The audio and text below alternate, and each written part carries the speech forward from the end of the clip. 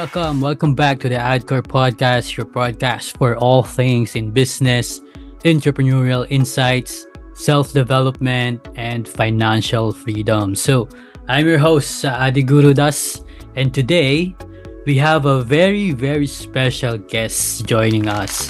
His name is Mr. Dogong Marchan from Dinagat Islands in Mindanao. So imagine our guest has been in the business for quite a while now, and he started actually as as a laborer. So Mr. Machan and his partner used to work in Metro Manila. It didn't work out for them because they would like to do something else. They're always stuck at one place here in Metro Manila, so they decided to work on their own. It so happened that they have someone doing it already, that they can see that there's a lot of potential, and that's through e-commerce. What they see is that his friend was already selling online and making some really good amount, because they can they can buy whatever they want. They have the cars, they have the house, they posted it online, and you saw that what they're doing is they're selling it on Shopee, they're selling it on Lazada. So he was thinking, why not learn about it and also try himself. So let's get on and meet Mr. Machan to learn more how he did it, how he built his passive income, how he said that he is earning while he's sleeping at the right now. So maybe we can learn something, a one or two that we can apply to our business, to ourselves, and hopefully reach the level wherein we are also earning while we are sleeping. So sit back, relax, and get ready to discover some good stuff. Let's start the conversation to success. Welcome to Adcore. Sir, can you introduce yourself to our audience and listeners, and tell us a bit kung ano po yung ginagawa ninyo, ano po yung produkto, and taga saan po tayo? Okay. Hello po, magandang araw po sa ating lahat, lalo na sa mga nanonood ngayon sa aming podcast. By the way, I'm Marchan Dugong from Loreto, Dinagat Islands. I'm 32 years old. Ang ginagawa ko po ngayon ay meron po akong negosyo. Ito po ay isang food processing. Dati na po namin itong ginagawa mula pa sa aking ama. Year 1991, maliit pa lang ako. And then noon, pakunti-kunti lang ito until such time na dumating sa point na ako na yung nagpapatakbo, ako na yung tumuloy. Na nabigyan ko ng pangalan at ito na ngayon. Ito na yung dinadala ko. Ito ang Shanjia Tablia Producer. Yun po ang pangalan ng business name. At yung brand name ng produkto ko po ay Decocqua. So yun, mention mo, Sir Marchan, na nagsimula yung business mo ngayon from your father, na nag-start kayo 1991. Tapos, yes. Tapos tinuloy mo na hanggang sa ngayon. Paano naging transition 'yun? Kasi nung na-interview, nagkausap tayo noon dati sa isang event. Parang na-mention mo din na nagpunta ka muna ng Maynila, tapos nagtrabaho ka din doon, no? Tapos bumalik ka ulit ng Dinagat Islands para ituloy itong business na talagang nag-grow na din, kasi nakikita ko kahit si Shopee, pinopromote na rin yung produkto talaga, which is sobrang nakakatuwa. So paano nangyari ito? Kasi syempre, the reason I would like to ask Sir Machan, marami dito katulad natin sa Maynila, gustong magtrabaho. Kahit some of my family, some of my relatives, friends, gusto nilang mag-business, magnegosyo. Pero nahihirapan sila. Ang pinaka-challenge talaga is yun nga, nandito ka sa Maynila, kailangan mo magtrabaho, medyo mataas yung cost of living. So paano mo nagawa to, Sir Machan? If you can give us some background of how you did it. Okay, okay lang ikwento ko konti lang. Sige po. Nung nandyan po ako sa Maynila, bale namasukan lang po muna kami ng asawa ko sa isang Chinese Chinese national bilang isang kasambahay at ako ay taga sa Harden, tagapag-alaga ng Harden. Then at such time na parang hindi ko na nagustuhan yung yung takbo ng trabaho namin kasi nasa bahay lang kami, hindi kami makalabas-pasok hindi kami makakapunta sa labas. Ginawa ko ng paraan kasi may kakilala ako, may kaibigan akong nalaman ko na umasenso siya, kumita siya ng malaki, nakabili siya ng bahay at lupa at saka sasakyan dahil sa Lazada. Okay lang babagitin ko, sir, yung mga ganon. Okay lang naman, okay po. Lazada, Shopee. Okay. Yes. Oo, so, open tayo dito. Okay. Yun yung unang nag-trigger sa akin nung narinig ko na kumita siya doon, umasenso. Nakita ko may sasakyan na siya, may sports car na siya. Nabigla ko kasi one year lang yung pagitan namin. Kasi kasama ko siya dati sa network marketing nung nag-aaral pa lang ako sa college. Tapos nung kami, una siyang napunta dyan sa Maynila. Tapos ako yung nahuli na yun. Pagdating ko sa Manila, narinig ko na lang na yumaman na siya at nakita ko sa post niya doon sa mga Facebook niya, nag-stalk ako sa FB niya. Yun nga, may sasakyan na siya, sports car. So yun, parang nagtaka ako, paano niya ginawa yun? Ano bang ginawa niya? Bakit siya nagkaganon? Yang nalaman ko lang naman that time is networker siya kasi dati rin akong networker.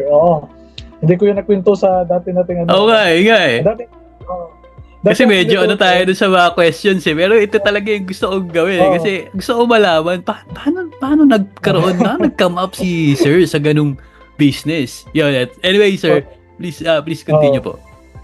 Okay. So yun nga, nagtaka ako kung anong ginawa niya. So nag-research ako, tinignan ko yung Lazada kung paano ba kumita ng milyon doon sa Lazada, paano ba makakita ng kalaking pera, bakit siya kumita agad ng ganun. Pero wala akong makita nung paano ba to pag open ko ng Lazada, ako naman yung bibili. Paano ba to? Hindi ko alam kung paano gawin yon. Then lalo na sa Shopee. So, hindi ko alam kung paano yon. So wala lang. Ko lang yon, parang hindi ko na lang pinansin. Tapos araw-araw kasi magpa-pop up sa wall ko Kasi in-print ko na siya tapos in-accept niya ako. Pero hindi ako nag-message sa kanya. Nag-pop up pa sa aking wall, may ginagawa siya, may training, maraming orders na pumapasok ko. Ano ba 'tong ginagawa nitong taong to? So yun, may kaibigan siya doon sa Facebook na senior niya nagha-hire ng mga tao doon sa kanyang store sa Shopee at saka sa Lazada. So yun, nag-message ako sa kanya, sabi ko kasi kumpare ko yun kasi ninong siya ng anak ko. Sabi ko, pre, pwede ba akong pumasok dyan kahit taga-balot lang, ganun, or taga-print lang ng yung orders ninyo, ganun. Siya, sige, recommend kita sa kaibigan ko kasi nag-hire sila. So yun, nirecommend ako, tinawagan ako, pero that time, hindi pa ako nakalabas sa Chinese. So, umabot pa ng 8 buwan. 8 buwan akong parang gigil na gusto ko talaga pumasok sa ganung larangan ng larangan ng negosyo na e-commerce. Pero yung itong tabliya ko, dati na ginagawa na to ng ama ko. Kahit nag-aaral pa lang ako. Meron na pero hindi pa ganito kalawak yung kumbaga ka-wide yung market na pinasukan.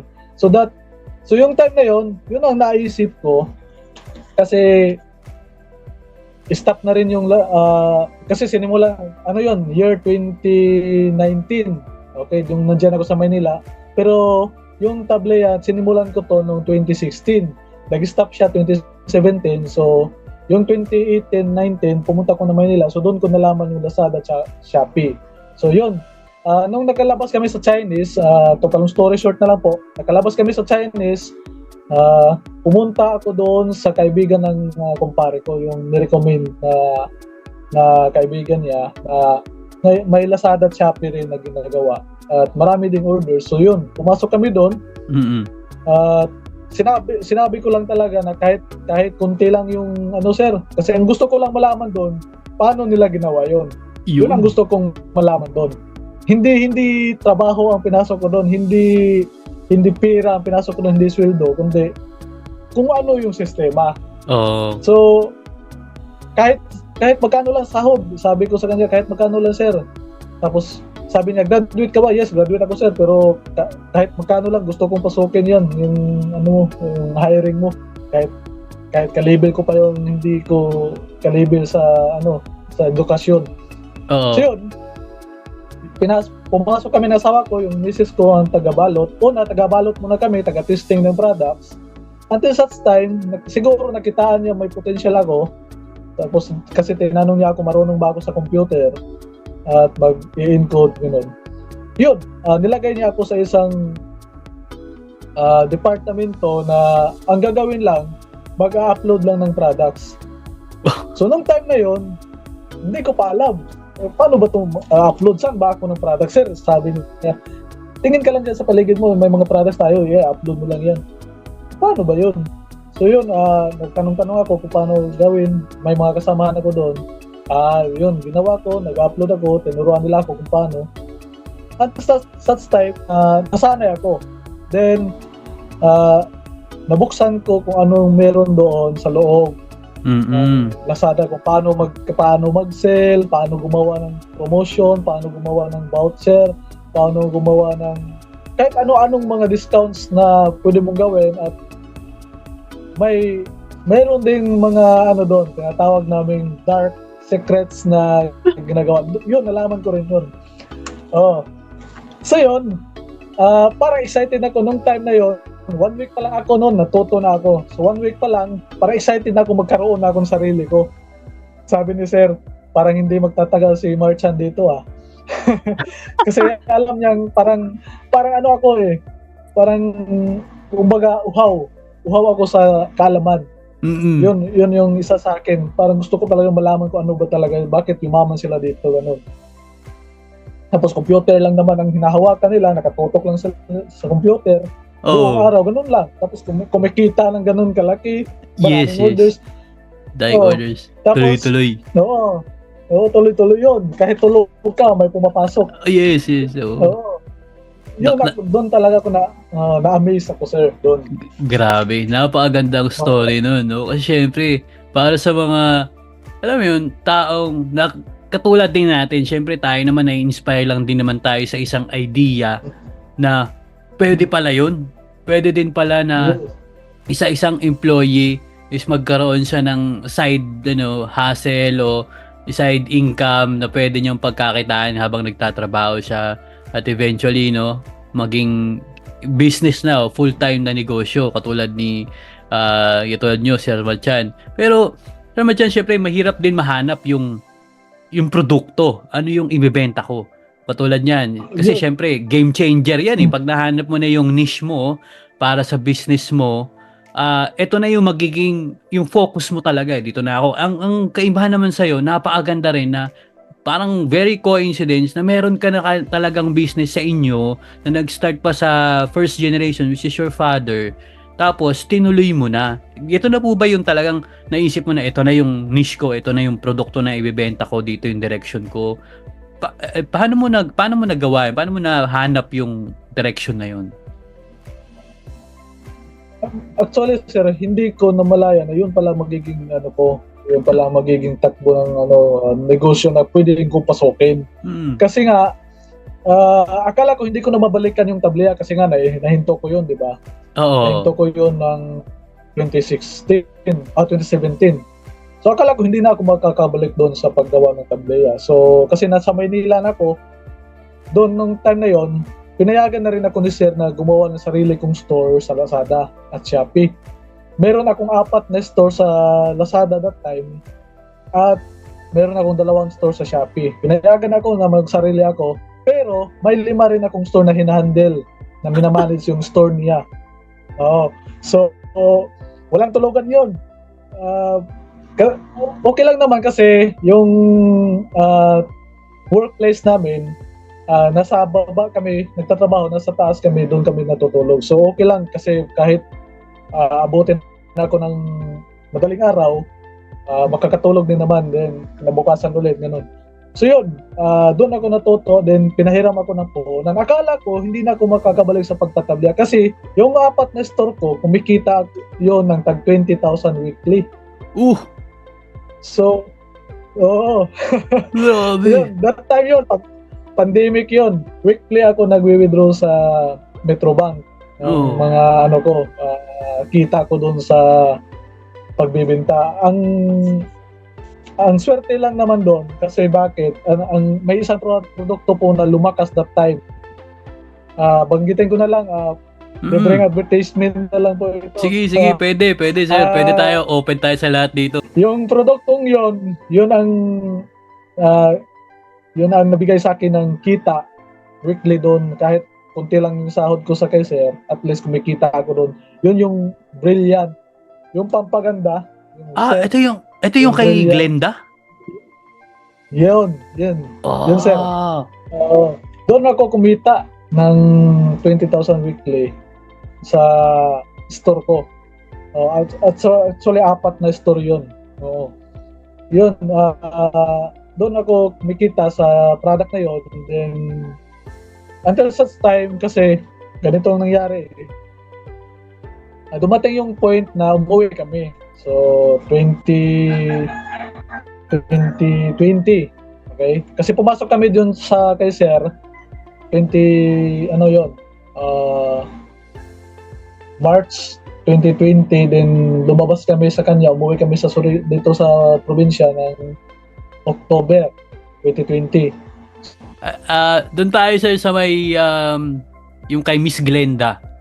Yung kumikita ka na nun sir ng 20,000 a week dun sa 4 mo na store. So times 4, 80,000 yun per week?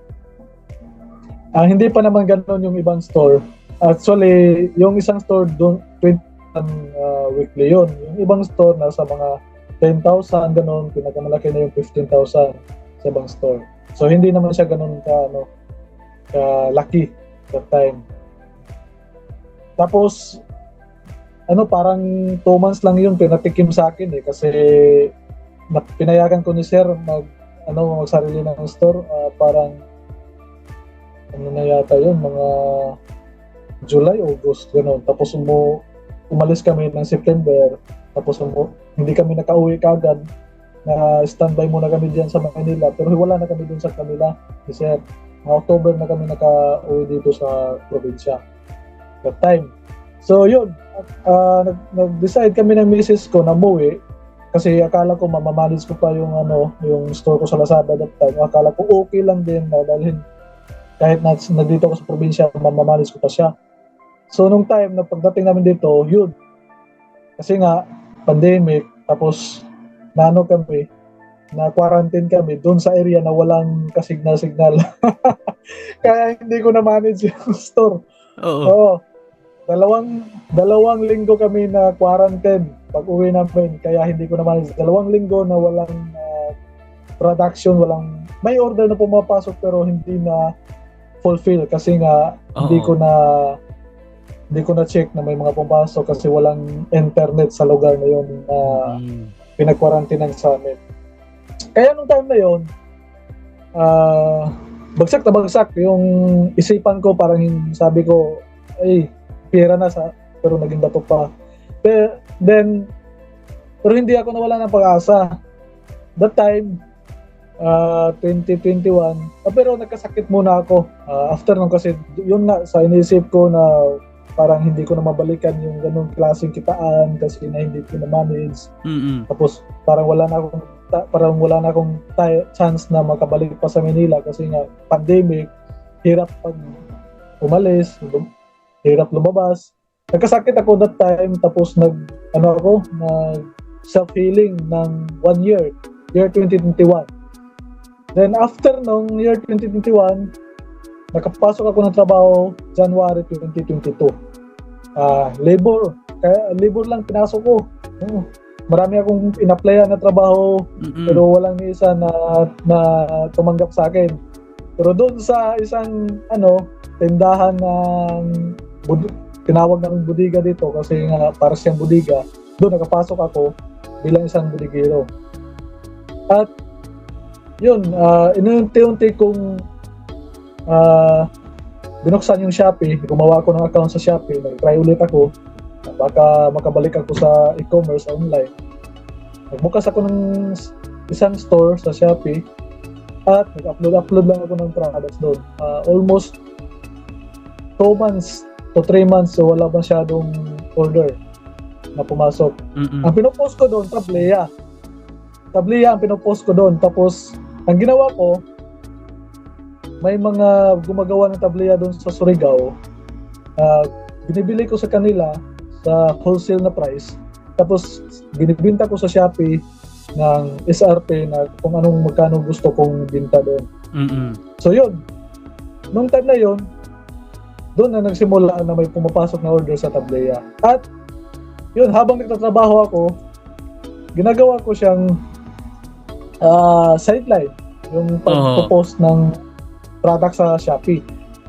Until sa time na nag-decide ako na huminto sa pagtatrabaho kasi nakita ko marami nang pumapasok na order, kaya bumalik na ako dito sa probinsya namin sa Dinagat Island, sa Loreto. So, nung time na yun, gumagawa na kami ng sarili namin tableya. Binalik ko yung DTI, nirenew ko yung namin sa DTI, and binago ko na rin yung pangalan. Kasi dati, ang pangalan kasi nung tableya namin dati ay yung apelyido ko, yung Dugong. Dugong tableya. Tapos, pinalitan ko yun. Kasi para kung may mga hindi magandang nangyari dati, hindi na rin maalaala ng mga dati kong customer. So, pinalitan ko, binago ko, ginawa kong Dekokwa, yung brand name ng product. Pero yung business name, same pa rin. Sanjaya Tableya Production. Sanjaya. Okay. Nirenew ko lang yun. So, yun. Nagamit ko pa rin yung mga natutunan ko doon sa Maynila, yung napasukan ko. Nagamit ko pa rin until now. So, ito ang dito kami kumikita ngayon sa pagbibinta ng tableya namin sa store ng Shopee. Sa Lazada, hindi na ako nagbukas kasi nga wala silang drop-off point dito sa Surigao City. Dahil wala silang courier dito, wala kasi silang courier na GNT. Hindi ako makapag-select sa GNT dito. Kaya hindi ko binuksan yung Lazada. Ang meron ako ngayon, Shopee, TikTok, at saka yung sa Sumago. So, yan. Na-mention mo kanina, no, yung mga platform na ginagamit mo, and pati yung sabi mo, change ka ng business strategy mo, pinalitan mo na rin yung name para fresh start, no? And you also mentioned about yung sa DTI. Kasi when I was doing our projects and meetings, collaborating with our partners, tulad niya, nakakasama ko kayo, and then yung mga iba't iba, mga 16 regions yun online, offline, punta kaming trade events, exhibits, di ba? Nasama ko yung rin yun sa'yo. Kasi ako, naniniwala ako dun sa produkto talaga. Kasi natikman ko mismo yung Dekokwa So, pero going back to, to DTI Philippines, kasi I also found out that they are helping yung mga local businesses. Ito yung para sa akin na hindi lahat ng local business owners are getting this opportunities. Katulad niyan, meron akong friend. May mga friends ako na gustong mag-business. Sabi ng isang kong kaibigan, meron akong ganito, gusto ko sana itinda tong food na to. Sabi ko sa kanya, you go to DTI because meron silang mga initiatives dyan na pwede kang tulungan. So, wala silang idea. Pero dito sa kabilang side ko na, ito katulad mo, mga local business owners coming from different 16 regions, they are doing programs with the Department of Trade and Industries kung paano mag-business, paano yung mga product design, product development. So, Sir Dogong, kasi I wanna know more from your side, no? Paano ba, kunyari ako, isa akong, alam mo, aspiring business owner, pero wala akong idea, paano ba ako pupunta sa DTI? Kasi syempre, kailangan ko register yung business ko. Niisip kasi nila, ang hirap na ito. Tapos, pupunta pa ako ng mga training. Tapos, makikipag-usap pa ako sa ano. Paano ba yung proseso na ito, Sir Dogong? Para lang magkaroon ng idea yung mga viewers natin and audience natin. Para din matulungan din sila. Sa akin kasi, nung nagsimula ako sa pag register ng aking tableya, naghahanap kasi ang DTI na pwede nilang maging matulungan ng gumagawa kaya dito sa amin. So that time ako parang naengganyo ako naghahanap sila ng ganun klase ng mga tao na gumagawa. So kami gumagawa ng tableya. So sabi ko, puntahan ko kaya yung DTI. Tapos doon, wala sa isip ko na may tulong silang gagawin or something. May ano ba, pwede ko bang ganito, may gagawin ba ako na yung parang basta lang nagpa-register ako sa DTI, yun lang.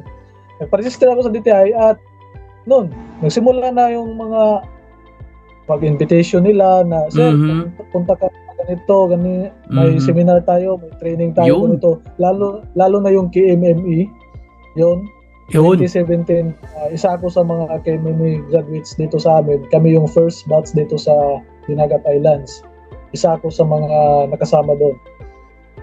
Oh, I remember, naging panel ako niyan one time sa isang region din. I think it's somewhere in Cavite, region in Cavite, ng DTI.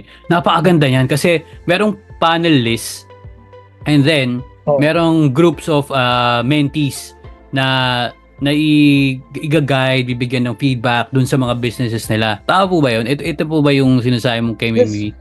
Oh, so yes, can you share yung experience mo dyan?